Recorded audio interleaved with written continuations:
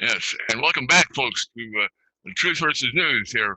This is on Monday, March 16th, between the Ides of March and St. Patrick's Day, and the stock market's now down 2,000 points, 2,021 points. And also, we're giving you 2020 vision here on our show. And I will say that's because this is a problem we're having right now. Truth is being politicized, and all is lost. And you can't believe what the media is saying. And if they say anything correct, it's just an accident. And so it's really pretty heavy there. So we're really having an awful time here, and I really think that we're in a real state of emergency here. I think we probably might have lost our country, and that is not good. So we got to stop the New World Order that's taking over things in the coup d'etat here. And we were talking with Scott when we ended. So where do you want to start, Jim? Okay. Well, we have the odd situation where it looks very much as though there's going to be a replacement of Biden at the convention, that they're using Biden just to keep Bernie from attaining the 1,991 votes he'd need for a first ballot nomination. They're doing that quite successfully. But I do not believe that Biden will be the nominee. On the contrary, by weakening the economy with a political pandemic, they're counting on Google for around 15 million votes to give them a shot at it, where they will explain that the upset, should they succeed, is the American people's enthusiasm for a political retread who may be our nation's most corrupt politician, and a man with breast implants and a huge shaving bill, should they replace Biden with Hillary and Michelle. Mm-hmm. Scott, your thoughts? Yeah, and besides the shaving bill and the large breast implant, something that resembles a bonobo ape from the National Geographic series is certainly akin to Michael J. Robinson. I think Biden is a temporary shill. I think he is going to be removed, whether by Manchurian candidate assassination, with Hillary Clinton carrying the dead corpse, like the classic Angela Lansbury scene, or some other methodology. They are going to remove Biden and try and do a shock and awe traumatic shift so that Americans feel guilty and they don't show up to the polls, or they feel sacrificial and they give one to Hillary or whoever their candidate is. But I definitely think it's going to be Hillary Clinton in some capacity, or her drone, or her artificial intelligence symbol. But they're going for the broke, and they don't have any other hope other than more of anything other than Biden. Jim? Let me just add that Hillary has used body doubles repeatedly. I mean, after her collapse at the 9/11 event prior to the 2016, they sent out the woman I called the Meg Ryan double. She was younger, slimmer, much more attractive, conversational. 2 days later, a Meryl Streep double on the flight to Greensboro, South Carolina, more sloping forehead, looks much more like that actress. They've used multiple doubles since, even, and this is most astonishing, during the national debates, which were televised worldwide, with Bernie Sanders on the one hand and Donald Trump on the other. That was not Hillary Clinton, but a younger, far more attractive version, their best double, who was given a voice box, so that her audio qualities were indistinguishable from those of Hillary Clinton. In early 2017, a New York Times reporter wrote an article, Hillary's in the House, about her having visited 4 plays on Broadway with photographs. I wrote him and said that was a very interesting article, but none of those women were Hillary Clinton. Anyone who wants to see the proof for what I'm asserting here, which interestingly Russian state TV picked up on and actually ran a segment of, can find it at 153news.net. Fake news, issues of identity. You're going to be very, very surprised by what the mainstream hasn't said about a deception of this degree of enormity, just a mega scam on the American people. And see, maybe, Jim, that's where the American people are going to hear the truth about how their house of cards America has been crumbled from them. is from Russian news, RT, Sputnik, Right. telling the American people, you've been duped in the greatest psyop in the history of America, and all of your freedoms have been taken from you, and you're now in a slave state. The more Russian TV say that, maybe the Americans will hear it. You're right. It's absolutely stunning. And yet, despite, now this is why this is going on. This is from November 7th of 2019. Despite constant liberal media attacks, Trump approval rating hits 50%, 3 points higher than Obama at the same point in his presidency. They knew they had to do something drastic. This is also despite national mainstream media reporting negatively on the highly successful president 92% of the time. Barack Obama had a cakewalk with the media. They're still fawning over him. In August, pollster John McLaughlin reported that his polling showed Americans wanted Trump reelected by a then 51-38 margin. So they've had to do something desperate. Here we get a report from Dr. Eowyn on her Fellowship of the Mind's blog. Democrats weaponized coronavirus to take down President Trump.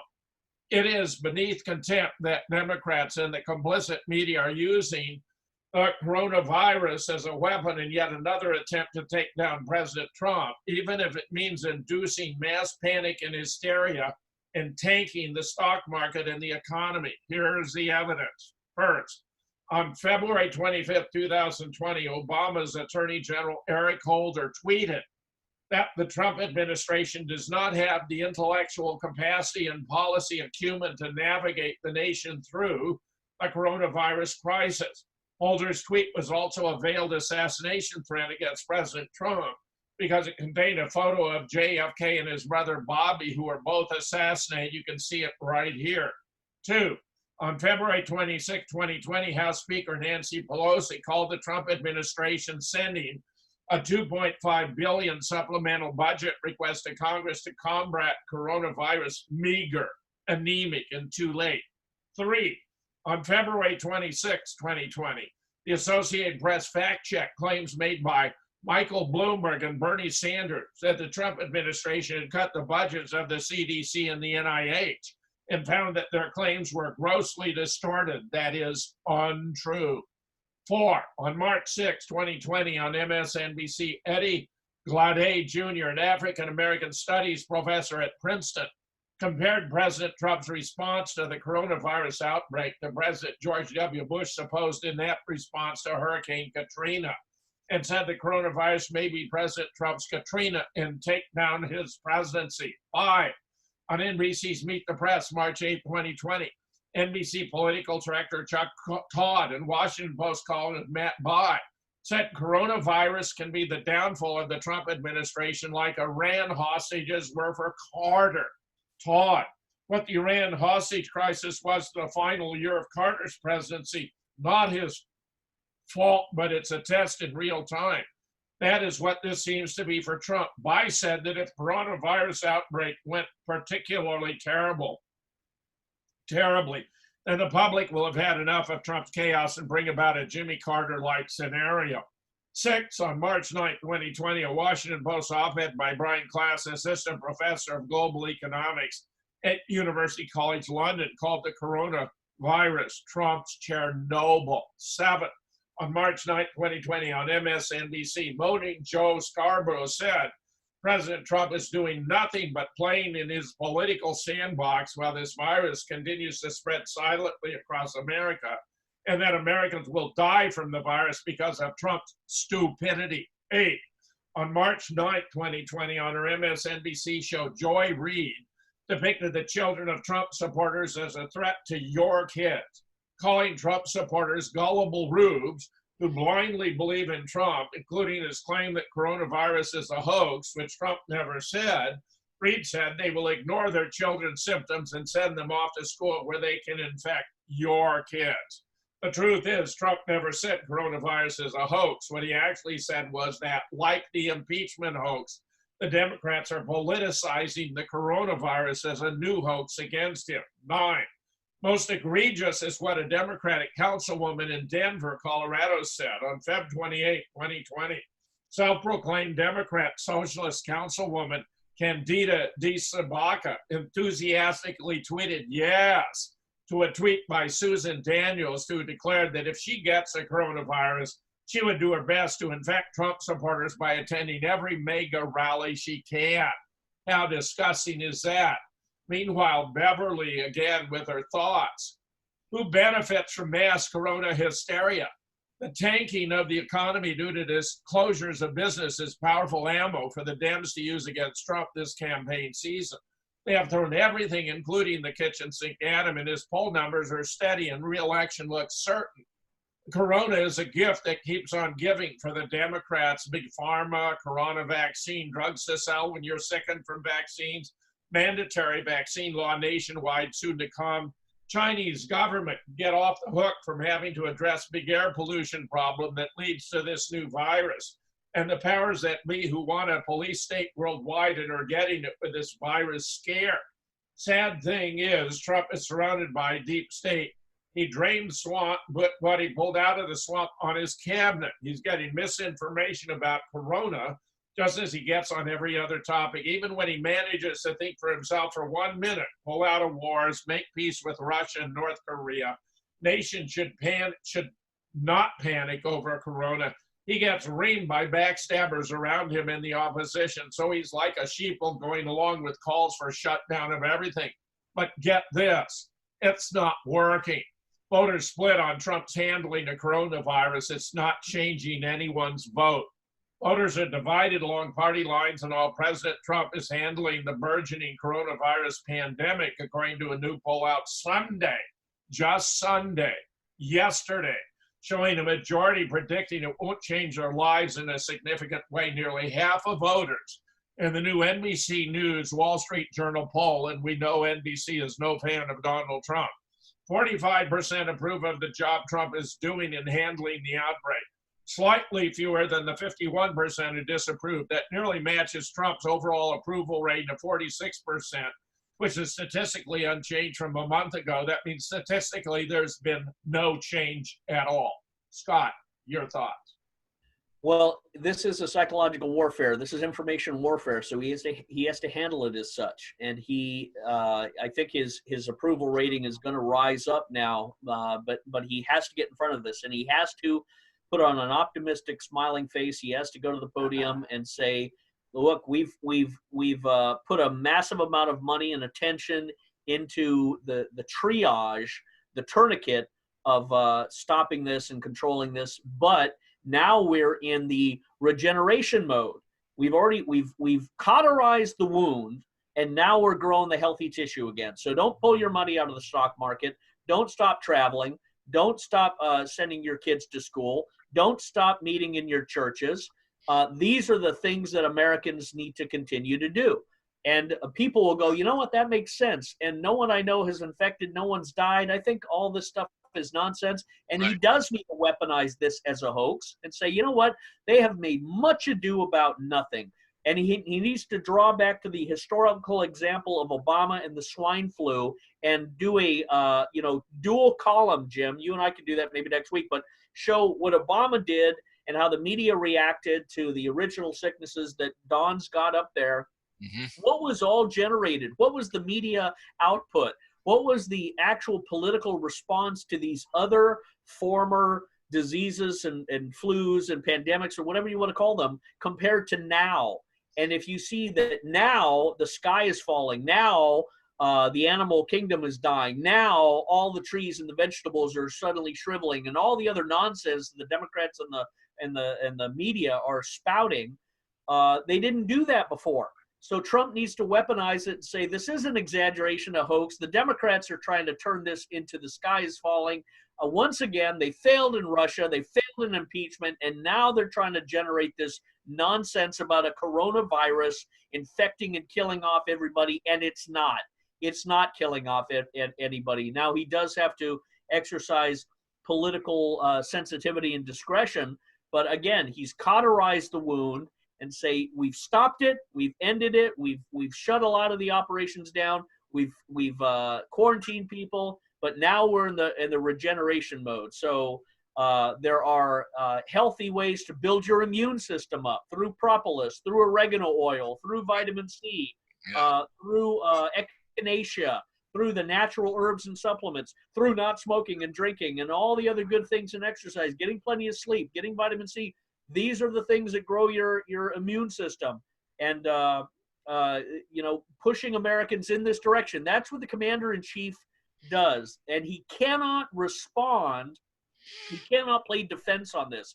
He cannot be simply responsive to the media and the text, because they'll own the game. They'll change the goalposts every day. So he has to go right outside and say, no, all this is done. We're moving in a positive direction. We've got everything under control. No, this is not going to be, do a massive outbreak. The sky's not falling. This is not going to be the zombie apocalypse or I Am Legend. And the fact is, the absence of the dead bodies, the absence of any of the sickness around you will confirm people's natural instincts. And this could be a flash in the pan that disappears in the next month. And that's what he needs, so that he has fresh ground to cultivate before June 1st. Remember, Jim, June, everybody leaves for the summer. So you want to kill this story before June, so he can focus on, hey, now we're pulling out of the Middle East. We're ending these silly wars. We're getting out of Afghanistan. We're getting out of Syria. We're getting out of Iraq. We're making friends with Russia. We're establishing new relations with Europe. Europe can actually use this they've shut down all their borders. So great, shut down. I wish Merkel and these halfwits would have done it 5 years ago, but you've shut down the borders. Now purge yourselves of all of these illegal migrants that have snuck in across the border. Reorganize yourself and use it as a positive construct. Jim? Yeah. Good. Yeah, very good. Yeah. Meanwhile, and it seems like forever ago that we had this follow-up to Super Tuesday with another round of votes where Biden was cleaning up, thanks to Google, where Biden even won Michigan, which was particularly significant since that had been so beneficial to Bernie in his campaign against Hillary. The winners, in retrospect, Joe Biden, the former vice president, a little after 9 p.m. had wrapped up Missouri, Mississippi, and Michigan. Of those, Michigan was the important one, not only a significant delegate haul, but a bitter symbolic defeat for Bernie, whose surprise win there in 2016 showed the strength of his insurgent campaign against Hillary. Loser, Bernie Sanders' black outreach. Bernie fared poorly with African-American voters in 2016. His team was painfully aware that to win in 2020, they'd need to do better. And while Bernie is known to be a stubborn person, resistant to change, he really, really tried on this one. His national political organization, Our Revolution, aggressively courted a new, younger cohort of left-wing candidates of color. Some went on to be major Sanders surrogates, but they couldn't withstand the tide of voters that were turned out by Google, sending reminders that Joe Biden was vice president to Barack Obama, vote now. Loser, Tulsi Gabbard. This is not, in fact, a two-person race. There's a sitting member of the House still in the competition, Tulsi Gabbard of Hawaii. She's an Iraq war veteran, a young woman of color, a strong debater. If you hadn't been paying attention to the race until now and you read that description, you'd think she'd be a serious candidate. Right. The fact is that DNC has changed the rules again and again to cut Tulsi out. Had she been on the stage last night with Bernie and Biden, it would have been completely different. You would have had this young, intelligent, vigorous veteran who's a woman of color, having been born in Samoa, taking it to them. The DNC couldn't run the risk. Tulsi is too good, so they excluded her. Loser, campaigning. The coronavirus has struck the 2020 campaign Tuesday before the election results started rolling in. Both Bernie and Biden canceled campaign events, except Bernie's drawing huge crowd, Biden very small. This is highly reminiscent of 2016 when Hillary in St. Petersburg would draw a crowd of 300. Donald Trump in Boca Raton, a crowd of 30,000. They photoshopped Hillary's event to make it look as though she was drawing crowds as big as those of Trump, which was not the case. They're trying to conceal that Biden is a pathetic draw. Nobody cares about him. Bernie's the only one who can excite candidates. Winner, the Democratic establishment. It's hard to believe it's only been 1 week since Super Tuesday, as the landscape has shifted dramatically over the past 7 days thanks to Google. Biden's commanding performance, including an unexpected win in Texas, has spurred the party's major donors, like former rival Mike Bloomberg, luminaries like former candidates Kamala Harris and Cory Booker, and congressional leaders like Senate Majority Whip Dick Durbin to line up behind Biden, who's clearly brain damaged. This is all a fantasy. The other possible outcome was what actually happened. Sanders losing to Biden across the board because of Google, and Biden endorsers looking like they made a difference. Indeed, Biden's already got new powerful backers from the prominent and deep-pocketed super PAC Priorities USA, which spent $200 million in the 2016 presidential cycle. House Majority Whip Jim Clyburn, the South Carolina Democrat whose support helped Biden to his remarkable string of victories with a little help from Google, took a victory lap over Sanders supporters, suggesting we might as well shut it all down, meaning they don't want to risk having Biden out there with another cognitive breakdown. Representative Clyburn on NPR just now. I think when the night is over, Joe Biden will be the prohibitive favorite to win the Democratic nomination if the night ends the way it has begun. It's time to shut this primary down, meaning the DNC should step in and cancel future debates. Absolutely unbelievable what's going on here. I have been so outraged by the abuse of Tulsi Gabbard that I tweeted #P on the DNC. The DNC is changing the rules again to sabotage Tulsi's campaign by denying her participation in the next debate. The hypocrisy is blatant. Veteran and women of color being denied because she would make Bernie and Biden look bad. Unreal. Very upset about all of this, Scott. I welcome your thoughts. Oh yeah. Well, Be dependent on us, which one thing that comes to mind, Jim, that I didn't mention before was, all of these personalities that are coming against Donald Trump, like Eric Holder. Eric Holder is going to be prosecuted. Eric Holder is going to go to jail. Eric Holder is going to be charged with conspiracy, fraud, misprision of felony, terrorist financing. I know from the Shell Game report, which Don Gron always holds up in a very good way because he's got the book and has read it. Eric Holder was guilty of exactly that, the terrorist financing. Eric Holder and Lanny Brewer and the Hillary Clinton Foundation, the Clinton State Department. That was Eric Holder. President Trump has a full dossier on Eric Holder and his role.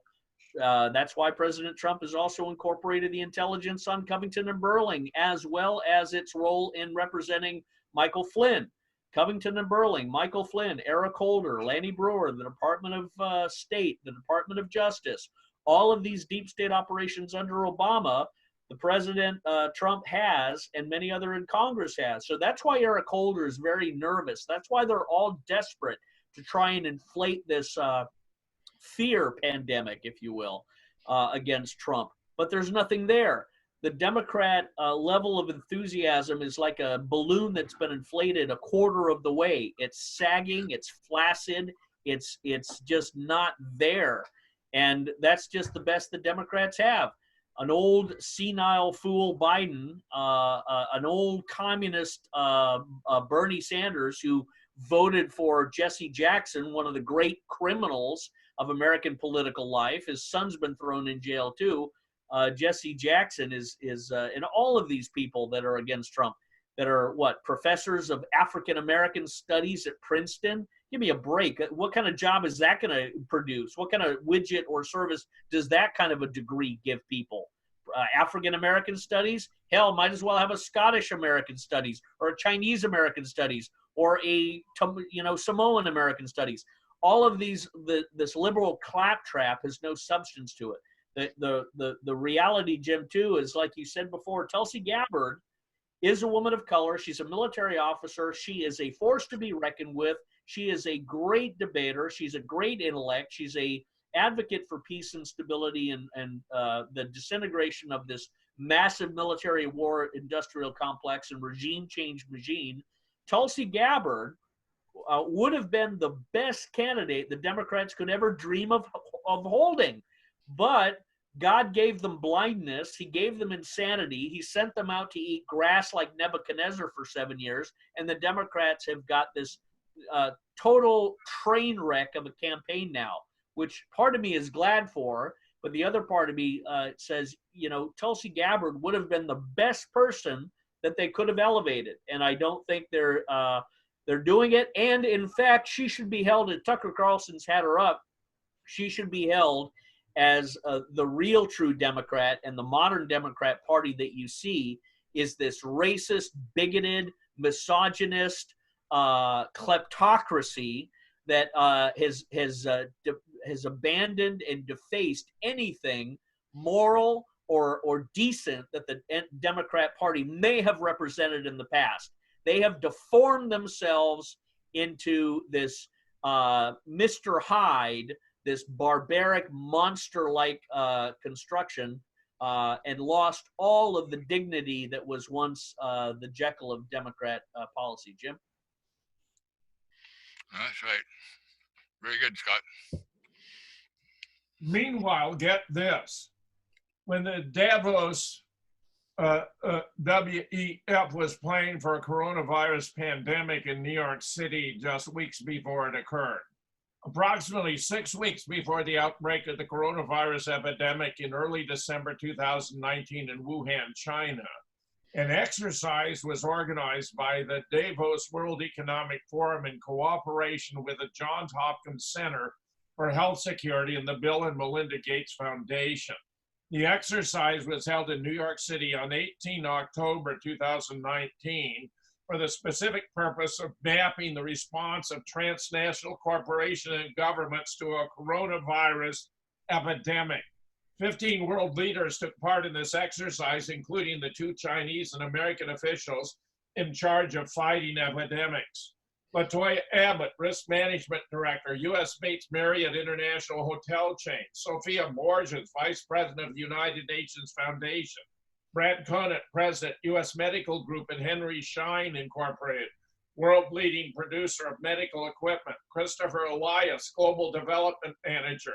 Bill and Melinda Gates Foundation. Tim Evans, former Director, World Bank Health Department. George Guy, Director of the Chinese Center for Disease Control and Prevention. Avril Haines, former CIA Deputy Director and former National Security Advisor to President Barack Obama. Jane Halton, former Australian Health Minister, board member of the Bank of Australia and New Zealand. Matthew Harrington, Director of Edelman, the world's largest public relations firm. Martin Nickel, Director and Head of Crisis and Emergency Management for Lufthansa Group Airlines. Eduardo Martinez, Legal Counsel to the world's largest postal logistics company, UPS, and Director of the UPS Foundation. Stephen Reed, Deputy Director, U.S. Center for Disease Control and Prevention. Hasti Tagai, Vice President, NBC Universal Communications Group. Adrian Thomas, Vice President of pharmaceutical giant Johnson & Johnson. Levan True, Governor of the Central Bank of Singapore. Stunning stuff. Meanwhile, we have here what I think is really the key to understanding what's going on in terms of the transmission of the phenomenon, not the politics that appear to have driven it. China 5G and the Wuhan coronavirus, the Emperor's new virus, which you can find on my blog at jamesfetzer.org. Could there be a link between the coronavirus and 5G? Researcher and building biologist Paul Doyen has just spent the last 18 months in China. He's written a brilliant article laying out the evidence and how you can protect yourself, an EMF-based protection strategy. Warning, this is a heavy science-based article with nearly 100 references to studies. Neither Paul or myself want to be accused of fear-mongering. My heart goes out to China and all its people who've suffered so much due to this new novel Wuhan coronavirus outbreak. However, as someone who had become very sick and had his immune system break down and was sick for 6 months looking for answers before even suspecting that living in close proximity to several cell phone towers was actually what was causing the problem and making him sick, I feel I cannot in good conscience remain silent, and I strongly suspect that China and the rest of the world are looking under the wrong stone for what is actually the problem here.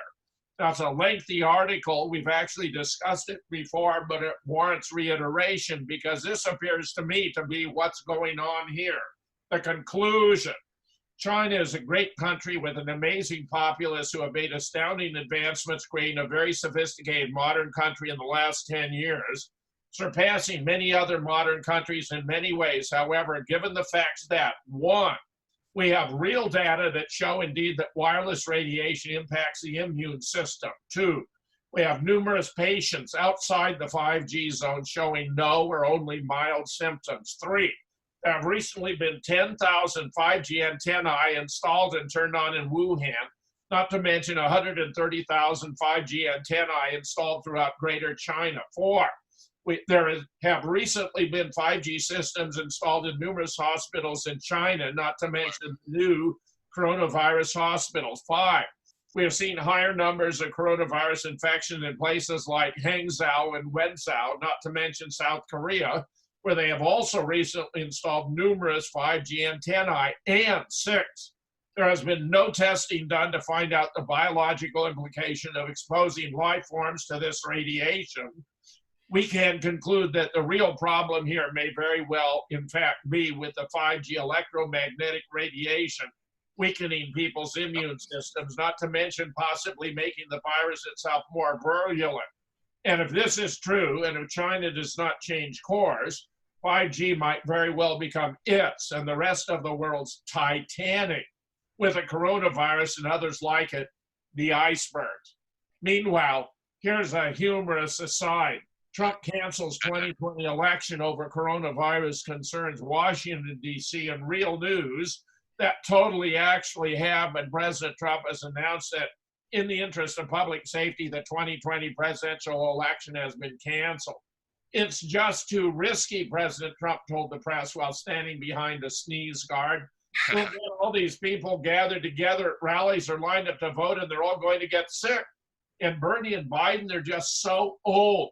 Sending them around crowds campaigning is basically trying to murder them. Anyway, it just seemed pointless for a bunch of people to die when everyone knows I was going to win anyway. Trump has been a divisive figure in the past, but so far everyone has agreed with this move. The New York Times, which usually opposes absolutely everything Trump does, wrote an editorial in support of canceling the election.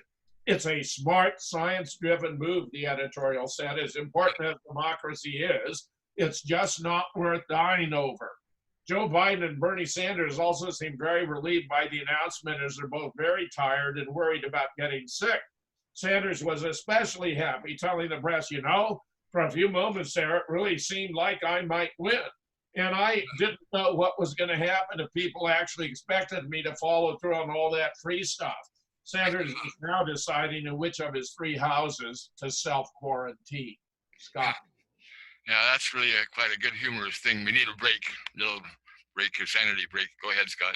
Well, the 5G technology, of course, has a direct connection. I think that's a good article on this. And this also could be the way of eliminating it and exposing it as a hoax and a fraud and an exaggeration and a psyop, because if 5G technology is instantly ceased and desisted from American cities and towns based on this, speculation that it has an immune system deterioration effect and therefore is a threat to life, liberty, and the pursuit of property. It's a threat to our very existence, and it should be challenged under federal grounds as having having a connection to the coronavirus. That's the way to instantly battle it. And any country that doesn't, as they disintegrate, more and more could be exposed. It's important to look at where these 5G technologies are, perhaps in places like Italy that supposedly has millions of people quarantined. Let's remember Wuhan. The Department of Justice indicted a Harvard professor for having connections to Wuhan University. They indicted him for lying and not disclosing that he was part of the 1,000 Talents program, which is the Chinese espionage recruitment device. So this this Wuhan connection of this Harvard University professor that was indicted, also the connection to the former governor of California, Brown, having a Wuhan University think tank set up with UC Berkeley to do climate issues. All of this is pointing to the very real 5G political conspiracy that these people have been putting together. And I think if they made 5G illegal, you could see a lot of this disappear overnight. Probably. Go ahead. By the way, real quickly, 5G was installed in Wuhan, covered the whole place. They did a real trial there in Wuhan, covering the whole place in October. And shortly thereafter, they had problems. And now I will say that the problems are receding right now. China, out of a 1 million population, only has 56 people out of their billions of people that are 56 for 1 million people. And we only have 12 for 1 million people. This is not a pandemic, folks. This is just a little sniffle comparatively. So they're being conned here, and it's really something. And I will say, I think we have turned into an idiocracy here. We're being led by idiots, and everybody who is so complacent in following these lines is terrible. You just got to wake up, folks. I think it's not quite right, Don. We're being played by the press and by the Democrats, the liberals. Oh, yeah. But here's a very significant aspect of 5G technology we need to appreciate: the hidden military use. Military use. The operation organized by the Five Eyes against Huawei aims exclusively to ensure that 5G technology in the West will not be controlled by a Chinese company. As a Pentagon reported this civilian technology is primarily used for military purposes. At the London summit, NATO's 29 countries pledged to guarantee the security of our communication, including 5G. Why is this fifth generation mobile data transmission technology so important to the Atlantic Alliance? While previous technologies were finalized to produce ever more advanced smartphones, 5G is designed not only to improve their performance, but mainly to connect digital systems that need huge amounts of data to operate automatically. The most important application of 5G will be realized not in the civilian field, but in the military. The possibilities offered by this new technology are explained in the report, Defense Application of 5G Network Technology, published by the Defense Science Board, a federal committee that provides scientific advice to the Pentagon. The emerging 5G technology commercially available offers the Department of Defense the opportunity to benefit at minor cost from the benefits of this system for its own operational requirements. In other words, the 5G commercial network carried out by private companies will be used by the U.S. Armed Forces at a much lower cost than would be necessary if the network were carried out solely for military purposes. Military experts predict that 5G will play a key role in the use of hypersonic weapons, missiles, including those armed with nuclear warheads, that travel at a speed greater than Mach 5, 5 times the speed of sound, to guide them on variable trajectories by changing course in a fraction of a second to avoid interceptor missiles. It is necessary to collect, develop, and transmit huge amounts of data at very fast times.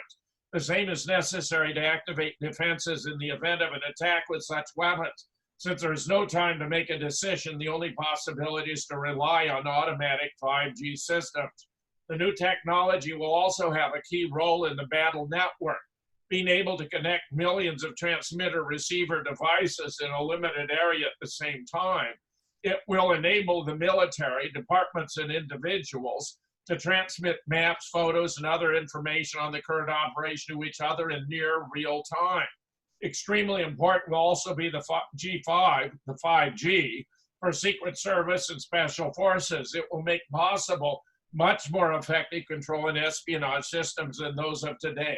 It will increase the lethality of killer drones and war robots, giving them the ability to identify, track, and strike people based on facial recognition and other characteristics. The 5G network, being a high-tech warfare instrument, will automatically also become the target of cyber attacks and war actions carried out with new generation weapons. In addition to the United States, this technology is being developed by China and other countries. International 5G legislation is therefore not only commercial. The military implications of 5G are almost completely ignored because even critics of this technology, including various scientists, focus their attention on the harmful effects on health and the environment due to exposure to low-frequency electromagnetic fields. This commitment is of the utmost importance, but it must be united with the one against the military use of this technology, indirectly financed by ordinary users. Right. One of the greatest attractions which will promote the diffusion of 5G smartphones will be to be able to participate by paying a subscription fee in war games of impressive live realism with players from all over the world in this way, without realizing that the players will finance the preparation for war, a very real one. And we have, Bill Gates observing the world has 6.8 billion people. That's headed to about 9. Now, if we do a really great job on new vaccines, healthcare, reproductive health services, we could lower that by perhaps 10 to 15%. But how much better with 5G, which is a killing machine?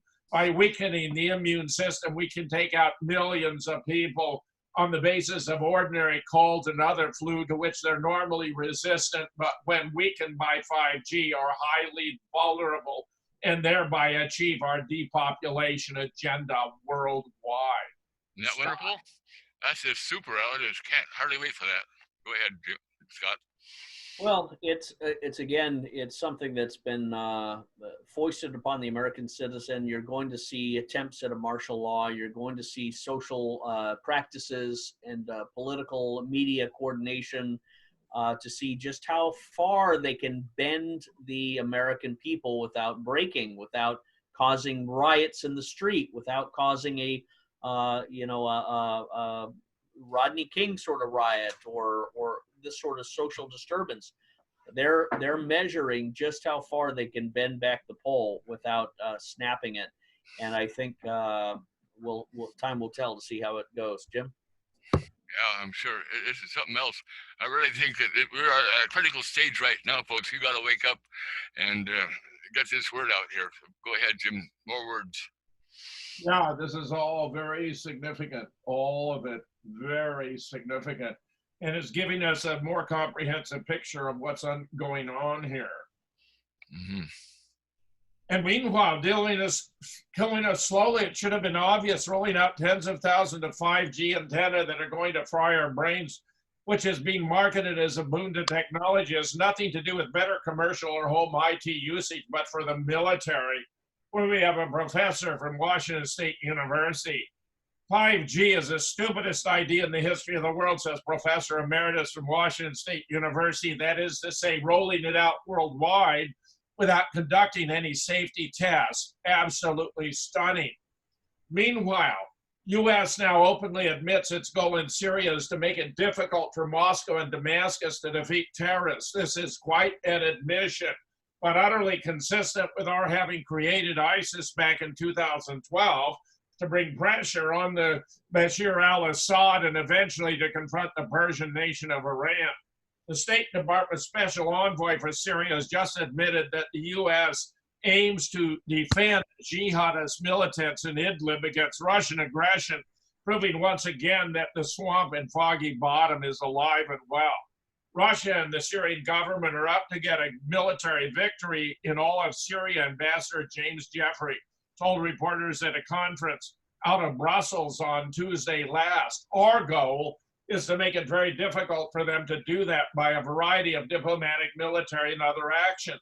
To illustrate these methods, Jeffrey cited the U.S. threat to respond in a very savage military way against any chemical attacks, which he described as a favorite tactic of the Syrian regime in making advances. This is factually untrue, since the alleged attacks always happen after Syrian army victories as a pretext for U.S. intervention. Jeffrey also noted there are U.S. and coalition troops in parts of Syria officially there to fight Islamic State, IS, formerly ISIS, but actually guarding the oil fields. He tellingly described their presence as a complication for the Syrian government.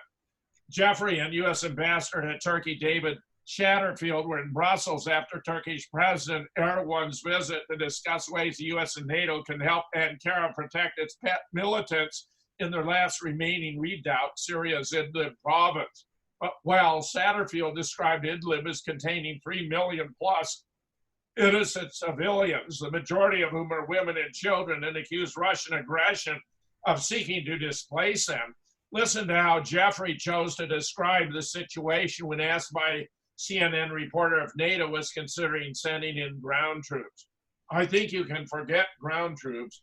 Turkey has demonstrated ably that it and its opposition forces are more than capable of holding ground on their own. This is either appallingly ignorant or downright delusional, as the Syrian army has successfully rolled up the Turkish-backed militants, and the ceasefire Ankara agreed to in Moscow last week confirmed that. The real revelation here is that the militants are described as Turkey's opposition. Contrast this with the words of Colonel Miles Kagan, spokesman for the anti-ISIS coalition's military arm, just 3 weeks ago. Idlib province seems to be a magnet for terrorist groups, especially because it is an ungoverned space in many ways, Kagan told Sky News.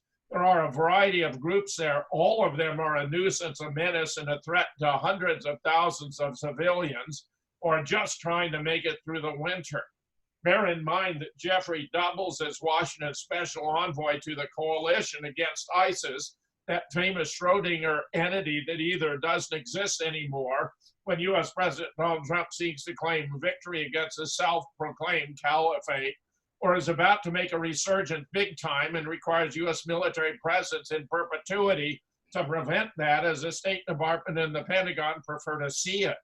Needless to say, this entrenched insistence on legacy policies doesn't do much for Trump's promise to pull out U.S. troops from endless wars in the Middle East. Neither Jeffrey nor Satterfield nor any of the reporters asking them questions mentioned even once the existence of Hayat Tahrir al-Sham, the latest incarnation of the notorious al-Nusra, an al-Qaeda affiliate whose fighters dominate the ranks of the militants in Idlib.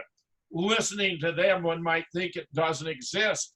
Jeffrey and Satterfield openly admit that an outright Syrian victory over these terrorists would deny the international community, as they style the U.S. and its allies, a leverage to insist on regime change in Damascus, which is incredibly rich in irony given that the sole legal pretext on which the U.S. has any troops in Syria, in open violation of international law, is a congressional authorization to use force against al-Qaeda.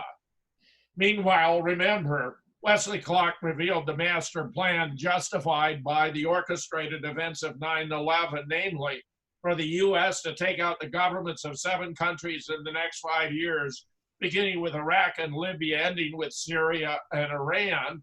And while it hasn't been complete success, it's not from lack of trying. Yeah. Well, we even have Egypt now coordinating support for Syrian Kurds to fight Turkey. Since the U.S. pulled its support from the Kurdish SDF in Syria, there hasn't been much talk of getting them foreign aid, while Turkish forces continue to square up against them in the Syrian northeast.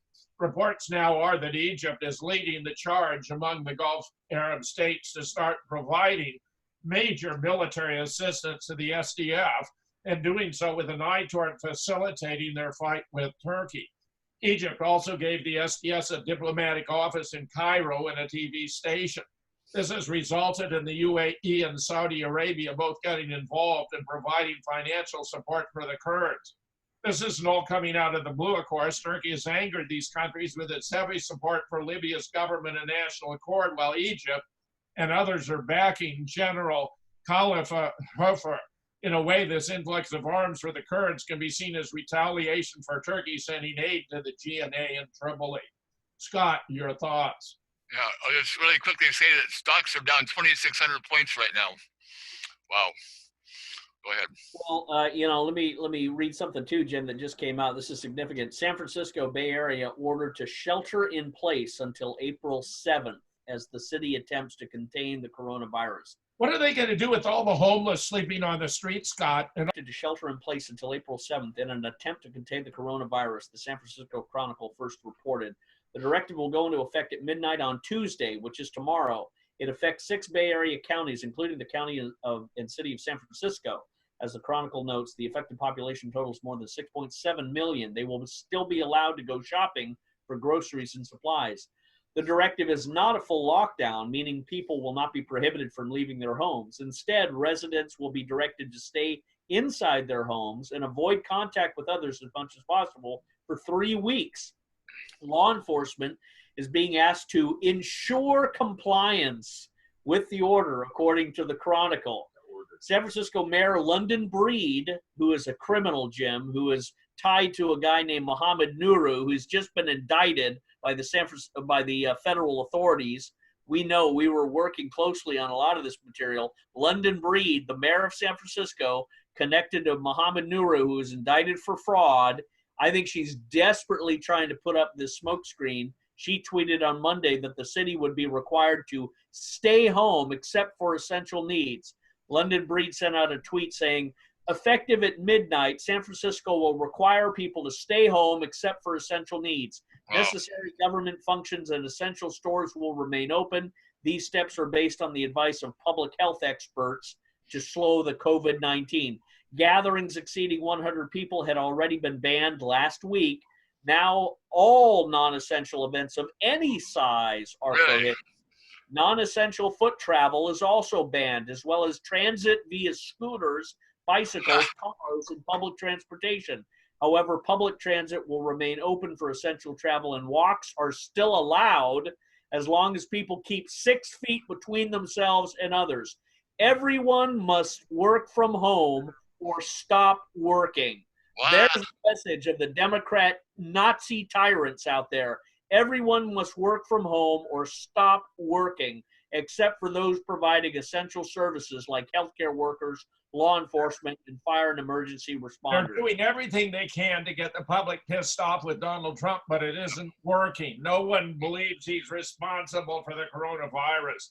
It's a failure, Scott, but it's a massive public relations effort that is destroying the American economy for the sake of the Democratic Party. This is Like I said to a friend who sent this to me, maybe the cork has to be put in the bottle to allow the effervescence to build up so there is an explosive outpouring of public outrage at this. It should be outrage. Our information overwhelms our time limits. Your comments about what's going on in Syria and Idlib. Yeah. Stock's down 2,700 now. Go ahead. Well, Syria and Idlib is going to be Turkey's undoing. Turkey is picking a war with Iran and Russia, and Russia and Iran and Syria are standing against Turkey as well as Europe because of Turkey's criminality. Turkey is also implicated in the connection of the Obama administration and Hillary Clinton when they overthrew Libya, and now this Egyptian rise up to provide help to the Kurds and such is just another manifestation of Erdogan's inevitable demise. Jim? Yeah, well, our final story, Scott, one with which you're very, very familiar. Yeah. Iraq condemns U.S. airstrikes, warns of the consequences. U.S. keeps air power pressure on Taliban despite the peace process. American warplanes dropped 360 bombs on militants against Afghanistan during the month of February. The second highest total for that month since U.S. Air Force Central Command began tallying munition releases. Governments fall back on wartime tactics for coronavirus. A global pandemic is hitting the nations of the world and facing a challenge unprecedented in recent history. The National Guard has been activated in 6 states to help fight the coronavirus, so it's not obvious how body armor and helmets are going to help. President Trump Friday declared a national emergency over the coronavirus outbreak. The move will free up more federal aid to go to states and municipalities battling the spread of the deadly illness, which the World Health Organization classified as a pandemic on Wednesday. More than 135 cases reported globally, including more than 1,800 as well as 5,000 deaths worldwide, but we've always found that that fungi bring about 5,000% more deaths every single year than are reported here, extrapolating on a yearly basis for coronavirus.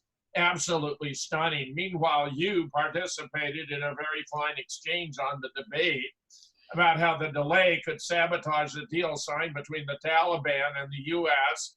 Scott, any way you want to take this, it's fine with me. We have so much going on with coronavirus. Just use your time as you see fit. Well, I think the president has to have a political victory in Afghanistan as well as the Middle East. That was why he was elected, was to wind down a lot of these wars and to make friendlier relations with Russia. And he really needs to ramp up and quicken the removal of the U.S. from Afghanistan. I mean, the poppy fields, the opium, the heroin that was really one of the main reasons of going in there is not going to sustain us. The Iraq situation with Syria, we're on a losing end. The president cannot win any victory in Iraq because the American public aren't going to tolerate another Iraq War 2.0. They're not going to tolerate any more spilled blood over there for people that are not worth it, and a society that's not worth it. There's no constitutional interest whatsoever. This is the bad, again, the chocolate pudding mixed with feces that Dick Cheney and Barack Obama and George Bush cooked up for the American people. There's no salvaging this batch of chocolate pudding when you've got a bunch of cat feces mixed into it. It's got to be expelled and thrown out altogether. And America's foreign policy cooked from scratch based on the Constitution, George Washington, Ronald Reagan, the great non-interventionalist ideas. That's what makes you friends and influence people, not going in and doing regime change to confiscate national resources. And when we look at the rise of Russia as a major key player in the Middle East, this is the political reality there that Trump is naturally inclined to develop, but he's got to do that, or else he risks being labeled the warmonger. So he's got to remove us from Afghanistan as quickly as possible, as well as Iraq, and do it with honor. Jim. Thank you, Don. I know you have final thoughts to take us out. Yours, Don. Boy, yeah. I'm sorry, folks, that bringing a show like this to you, but it's really heavy right now. Stocks are down. No, they went back to 2,300 now. That's good. But essentially, get aware of this, share this with everybody, and you want to go to the site that has the updates on the coronavirus here. That's good. Daily updates, and realize that this is a fake thing. It's not real. Everybody get together. There's only 12 people out of every million people that have had this. More likely to die from being struck by lightning, it would appear. Or being shot by Hillary. Hillary's people. So thank you so much for watching. And where's my flyer? There we go. We're out of here right now. This is Truth versus News Incorporated for March 16th. And I wish you the very best, folks. Stay tuned. Share this like crazy because this might be our last show. Who knows what's happening. This is the beginning of the revolution in this country, Don. I'm sad to say. Yeah, I'm sorry about that. But this is it. So adios, folks. Take a deep breath. Hug everybody and try to be normal. Enjoy. Rock and load. God bless. Bye.